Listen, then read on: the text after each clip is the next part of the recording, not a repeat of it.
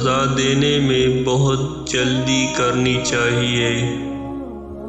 تیرا سب سے بڑا دشمن تیرا نفس ہے جو تیرے اندر موجود ہے۔ لوگوں میں سب سے زیادہ غلط کار وہ شخص ہے جو باطل میں دلچسپی لیتا ہے۔ لوگوں میں زیادہ غلط کار جھوٹ بولنے والی زبان ہے۔ سب سے زیادہ اندھا پن ہدایت کے بعد گمراہ ہو جانا ہے۔ ایک طریقے سے نیکی میں لگ جانے سے سارے طریقے آسان ہو جائیں گے۔ سب سے افضل یہ ہے کہ تم کسی مسلمان کو خوش کر دو۔ افضل عمل اللہ تعالیٰ کی پہچان ہے۔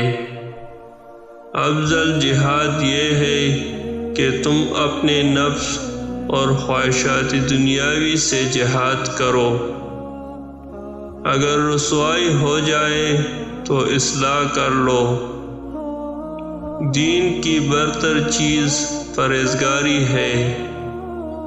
بہترین صدقہ تنگ دست آدمی کا صدقہ ہے، اور صدقہ کا آغاز بال بچوں والے سے کرو۔ لوگوں میں زیادہ بزرگ، زیادہ پرہیزگار آدمی رشتہ داروں سے اچھا سلوک کرنے والا ہے۔ وہ شخص کامیاب ہوا جسے عقل عطا فرمائی گئی۔ میانہ روی عادی معیشت ہے، اور لوگوں سے دوستی کرنا عادی عقل مندی ہے، اور اچھا سوال آدھا علم ہے۔ اللہ تعالیٰ بندے کی اس وقت تک مدد کرتا رہتا ہے جب تک بندہ اپنے مسلمان بھائی کی مدد کرتا رہتا ہے۔ جاہلیت کے تمام کام مردہ بیکار ہے، ہاں جنہیں اسلام نے پسند کر لیا ہو۔ ہمیں یہ حکم ہے کہ لوگوں سے ان کے مرتبے کے مطابق گفتگو کرے۔ اللہ تعالیٰ نے مجھے رحمت اور یہ ہدایت یافتہ بنا کر بھیجا ہے، اور مجھے ایک قوم کو بلند کرنے اور دوسری پست کرنے کو بھیجا ہے۔ میری امت کو وہ گناہ معاف ہے جو اس نے بھول کر کیا یا اسے کرنے پر مجبور کر دیا گیا۔ اللہ تعالیٰ نے حق حضرت عمر رضی اللہ عنہ کی زبان پر اور دل پر جاری کر دیا ہے۔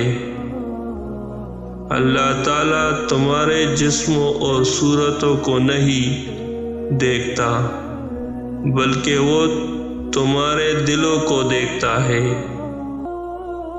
اللہ تعالیٰ اونچے کام پسند کرتا ہے اور گھٹیا کام ناپسند کرتا ہے۔ اللہ تعالیٰ ہر کام میں نرمی پسند کرتا ہے۔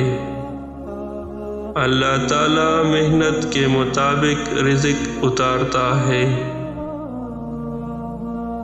اس شخص کا سودا سب سے زیادہ خسارے کا ہے جس نے دوسرے کی دنیا کے لیے اپنی آخرت برباد کر دی۔ بے شک دین آسان ہے، جو دین کو مضبوط کرے گا وہ اس پر حاوی ہوگا۔ بے شک صبر صدمے کے آغاز میں ہی قابل قدر ہے۔ اگر تو اللہ تعالیٰ کی رضا کے لیے کسی چیز کو چھوڑ دے گا تو اللہ تعالیٰ اس کے بدلے میں تجھے اس سے بہتر عطا کرے گا۔